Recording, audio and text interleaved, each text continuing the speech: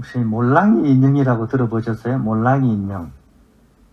인형인데 아이들이 보면 너무 예뻐가지고 안 가질 수가 없는 인형이 있대요.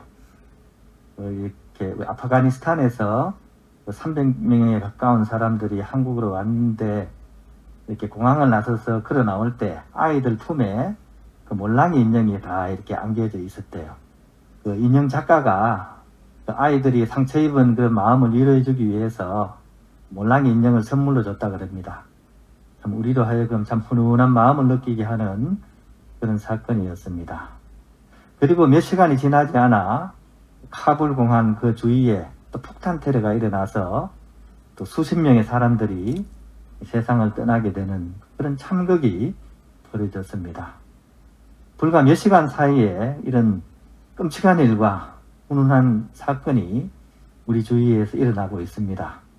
이 상황을 목격하면서 과연 우리 마음은 어디를 향해야 되는지, 또 무엇을 위해서 기도해야 되는지 오늘 우리가 성찰해야 되겠습니다.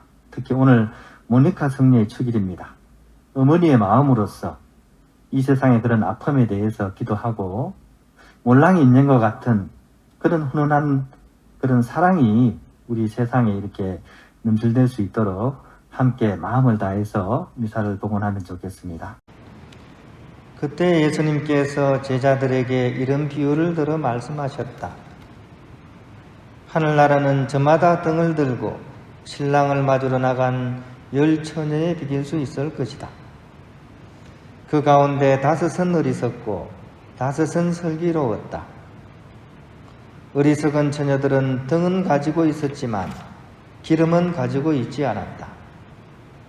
그러나 슬기로운 처녀들은 등과 함께 기름도 그릇에 담아 가지고 있었다.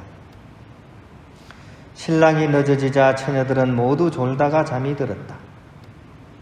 그런데 한밤중에 외치는 소리가 났다. 신랑이 온다. 신랑을 맞으러 나가라.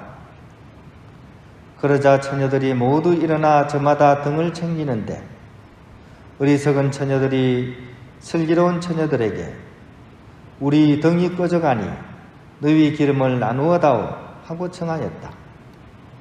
그러나 슬기로운 처녀들은 안 된다. 우리도 너희도 모자랄 터이니 차라리 상인들에게 가서 사라 하고 대답하였다.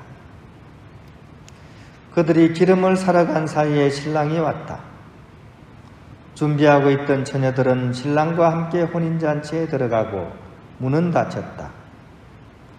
나중에 나머지 처녀들이 와서 주인님, 주인님, 문을 열어주십시오 하고 청하였지만 그는 내가 진실로 너희에게 말한다. 나는 너희를 알지 못한다 하고 대답하였다. 그러니 깨어있으라.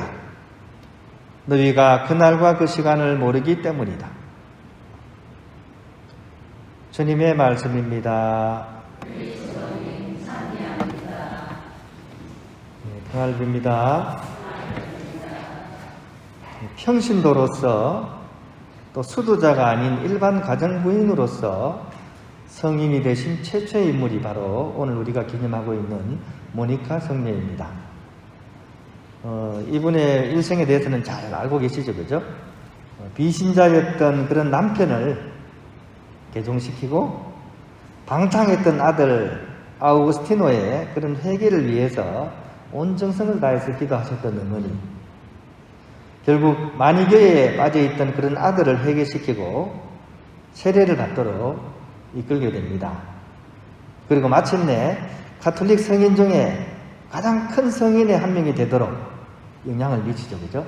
교부라 그러잖아요, 교부, 그죠? 우리 교회의 큰 스승님들, 이런 분들을 교부라 그러는데 아우구스티노 성인은 교부 중에 교부라고 불리는 그런 그리스도교 초기의 그런 사상을, 교리를 거의 이렇게 완성하신 그런 위대한 그런 성인이십니다. 이런 아들이 될 수 있도록 이끌어준 그 어머니의 그 위대한 놀라운 영도력은 과연 어디에 있겠습니까? 어떻게 하면 아들을 이렇게 훌륭하게 이끌 수 있을까요? 여기 거의 대부분이 어머니시죠, 그죠? 그것은 다름 아닌 어머니의 역할에 또 어머니의 일에 충실한 것에 있었습니다. 다른 어떤 것이 아니라 그 이상도 그 이하도 아닙니다. 어머니의 역할에 충실하셨던 것이죠. 즉 자신의 일에 또 자신에게 주어진 역할에 충실하는 것, 그것이 모든 성덕의 기본이 되는 겁니다. 오늘 복음에 깨어있으라 하는 말씀도 마찬가지죠. 그죠? 어떤 일에 깨어있어야 됩니까? 뭐 특별한 내가 하지 않는 그런 일에 깨어있으라는 얘기가 아닙니다. 내가 하는 일에 깨어서 충실히 최선을 다해서 살아가는 겁니다. 성녀 중에 감자 깎다가 성녀 되신 분 아시죠? 그죠? 어떤 수녀님이 수녀원을 갔더니만 부엌에서 하루 종일 감자만 깎으래요.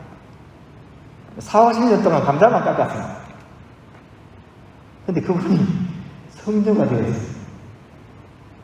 빗자루 수사 얘기 아시죠? 옛날에 저기 막 영화로도 많이 나왔죠. 그죠? 맨날 빗자루 일만 합니다. 근데 어떻게 보면 허드렛 일이죠. 그죠? 허드렛 일만 하던 그분이 결국은 성인이 되어서 빗자루 수사가 되었습니다. 수도원 안에서 특별한 일을 할 것 같지만 사실은 그렇지 않죠. 저마다의 소임이 있습니다. 그죠? 어떤 수사님이 수도 생활을 해보겠다고 거룩한 뜻을 품고 수도원에 들어갔습니다.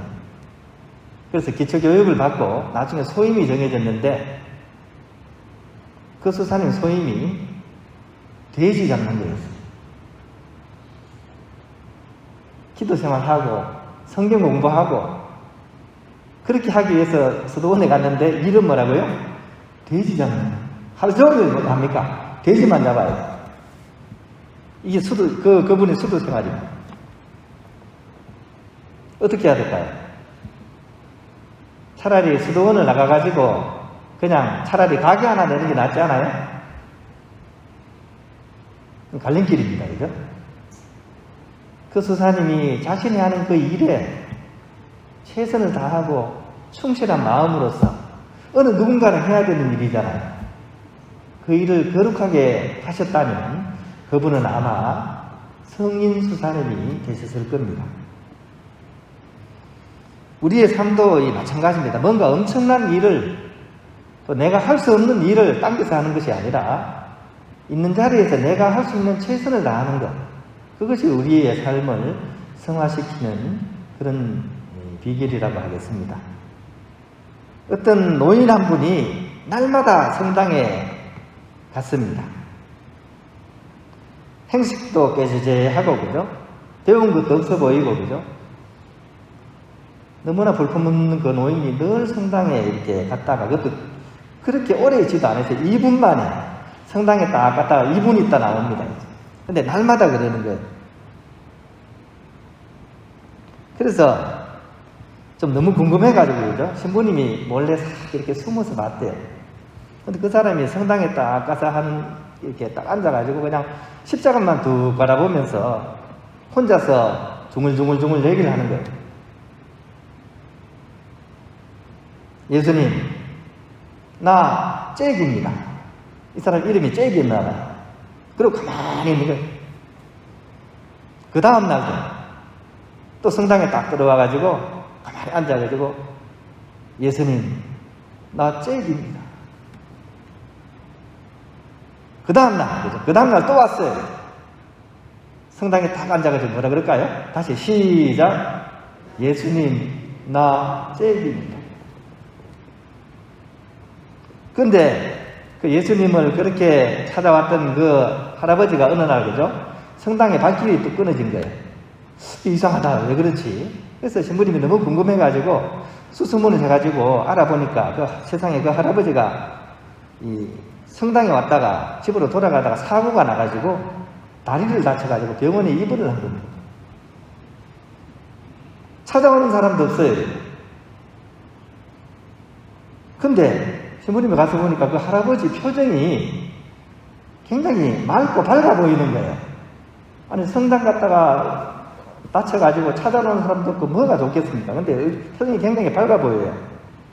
그래서 할아버지 왜 이렇게 얼굴이 밝아 보이세요? 그러니까 그게 나한테 손님이 찾아오는데 그것 때문에 그렇다고.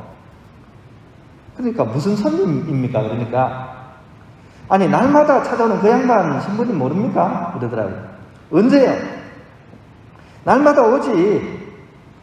아침 저녁으로 이렇게 오는데 침대 저쪽에서 맨날 웃으시면서 나한테 이렇게 얘기해. 여보겠지? 힘내게. 나 예술생. 어떻습니까? 얘기가 좀 별로 놀랍지도 않죠, 그죠? 우리는 이제 약아져가지고 어지간한 얘기로는 감동을 못 받습니다. 그래도 진실은 여전히 진실대로 흘러갑니다. 다른 어떤 것이 아니다. 저마다의 처지에서 자신의 최선을 다하는 것이 바로 성인이 되는 비결이라는 사실 기억하고, 우리 또한 우리 주위에 그런 일들을 사랑과 연민과 자비의 눈으로서 바라보면서 피가 튀기고 사람이 죽어가는 이 현실 속에서 몰랑이 인정을 안길 수 있는 그런 세상이 될 수 있도록 우리가 함께 기도해 나가는 것, 그것이 우리가 해야 될 그런 역할이지 않는가. 또 모니카 성녀는 바로 그것을 통해서 성인이 되었다는 사실을 우리가 기억하고 그 성녀의 성덕을 배울 수 있는 그런 하루가 되어야 하겠습니다.